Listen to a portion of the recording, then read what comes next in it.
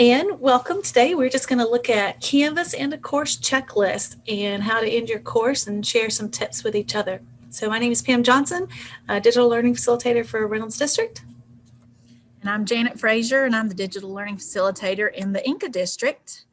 And we're going to just jump right in. So I'm going to share my screen and go to our checklist.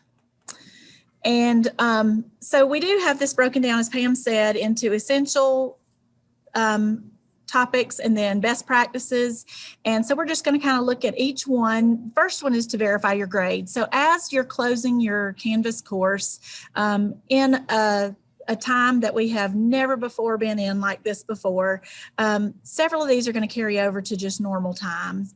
But the first thing that you want to do is obviously verify your grades.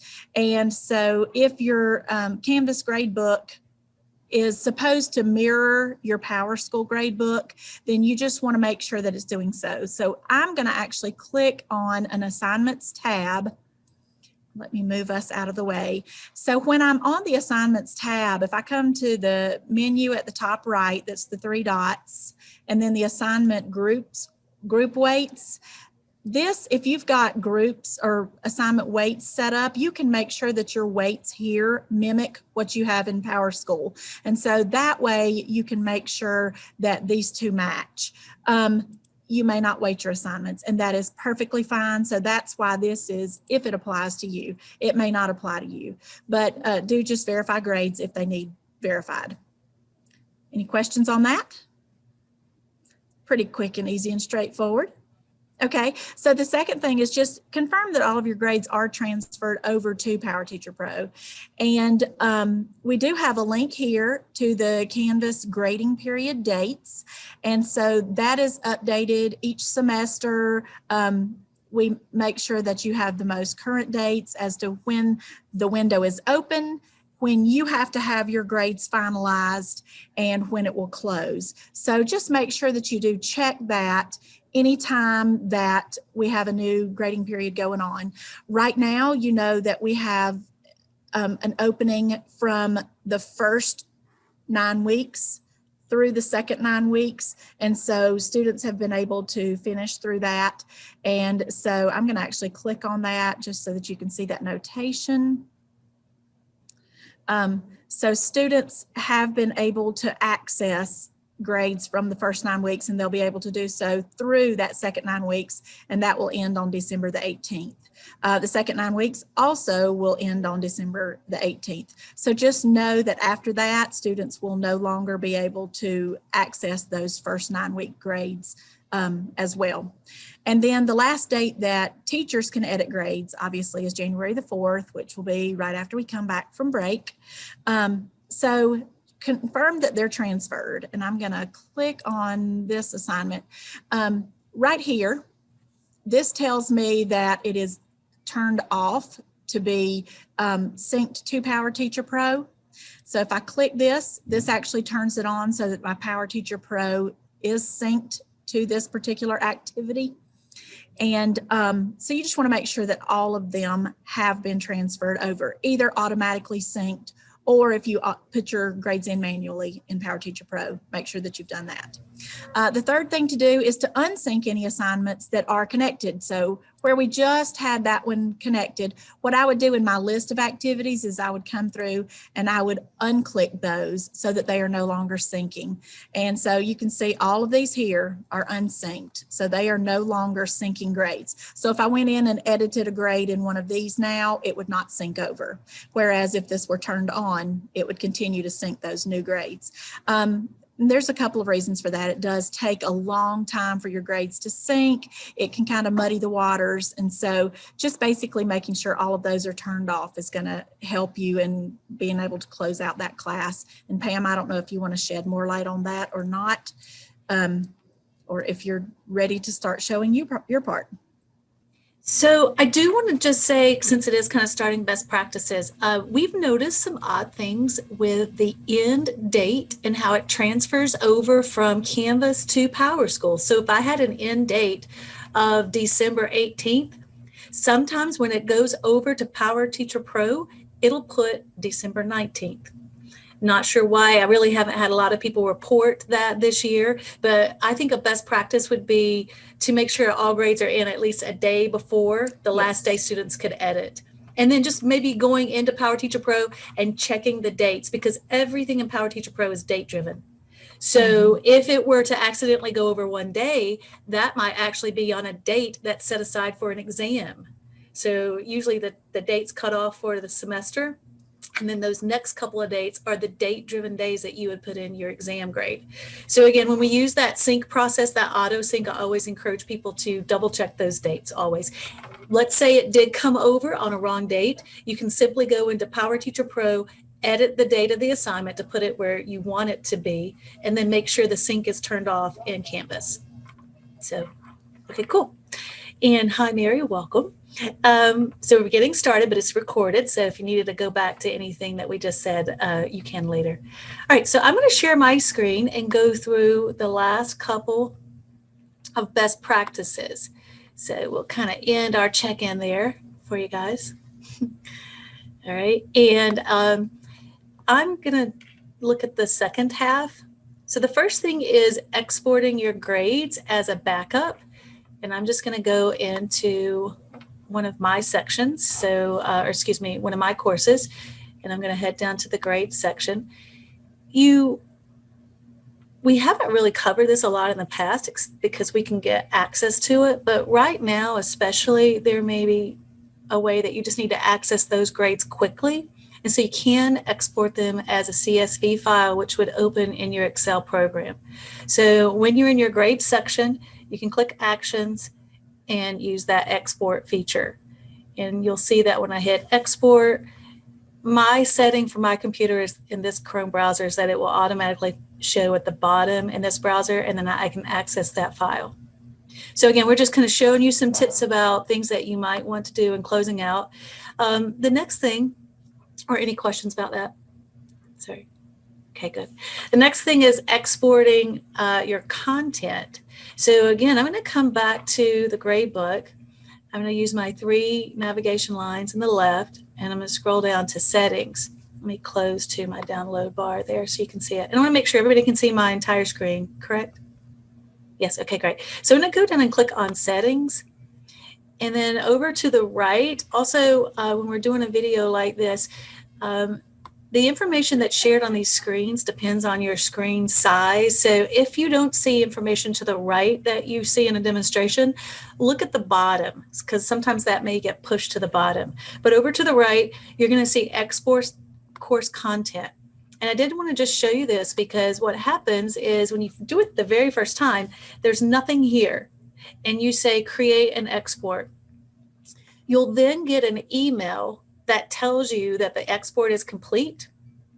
And this is going to pull out all of the content from your course.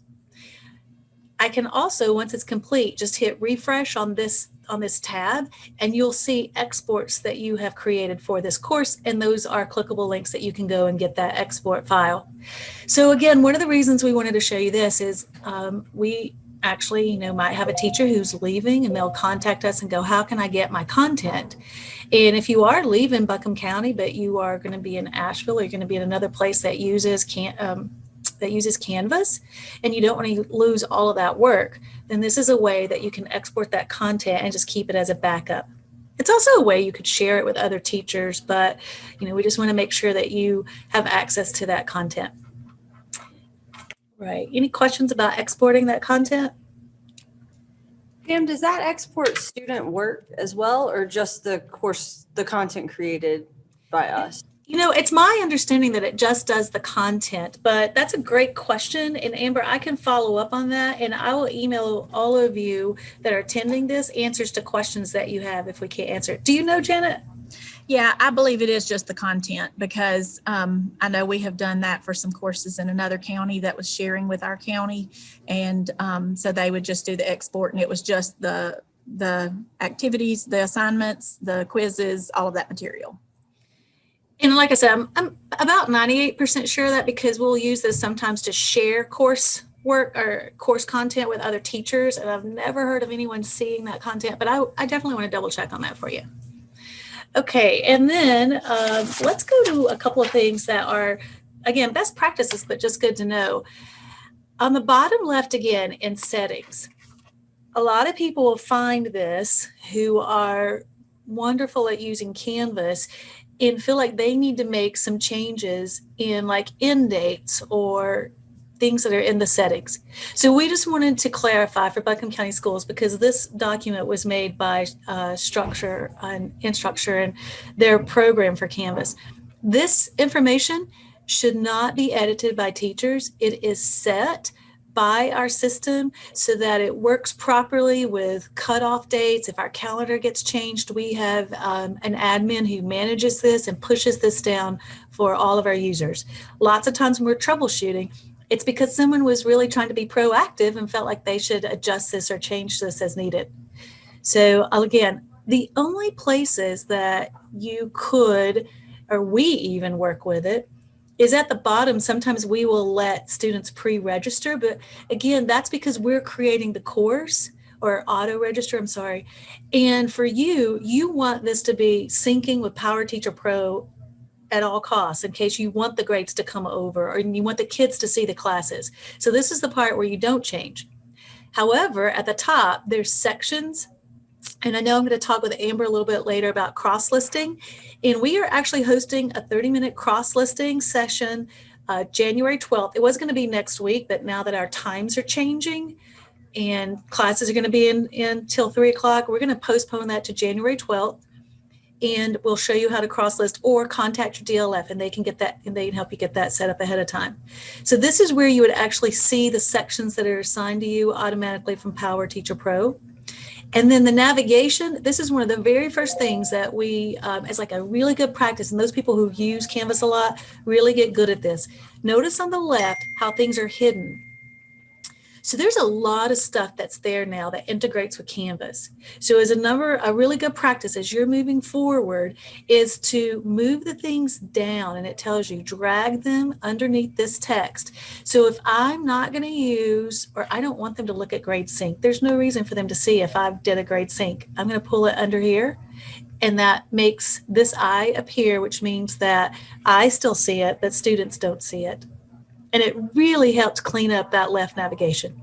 Are any of you guys using that already? Okay, good. We just wanted to make sure that you know it's there, because again, we keep adding a lot of integration pieces to the left, and it causes a lot of questions, and kids aren't sure, should I be accessing that? Do I need that or not? So that's just something good for you to know. And then finally, I'm going to actually open up a live teachers class, and I'm going to act as that teacher. So anytime that you need support, we can come in and act as, or the, I forget what it's called. What's the other word it's called, Janet? But basically we become the Masquerade. teacher. Masquerade, thank you. So we can come in as you and really look at it and help troubleshoot. But the reason I'm going to go to this course for this teacher is she has a new quizzes quiz. And I'm not sure if you guys have used that before, but it looks a little bit different. So this is one that she's used, and I want to show you how that opens up, but more specifically, how you get to the details and kind of edit the parameters of who I've assigned it to and if I want it to sync to PowerTeacher Pro. So in this quiz, I'm going to open this, and you'll see that new format. And it loads kind of its own little program, which is really nice. So I've got this quiz, and again, it's got different types of ways like that I can work with this quiz, but this type of editing is only for the quiz. So you can see across the top. Once I click out of this, and I'll click just so you can see all the pieces of it, I'm going to click back over on the build. Give it just a second, sorry, clicking too fast, and click these 3 dots to the right so you can kind of see all that you have. And this is your item banks. So again, this build tool is really just about the quiz itself. So I'm going to hit return. And if I want to look at the details of the quiz, I actually have to find it under the quiz list, or if I put it in a module or in assignments, but I have to find it in this list. Click the 3 dots to the right and click edit, and you're going to see I get a different menu here.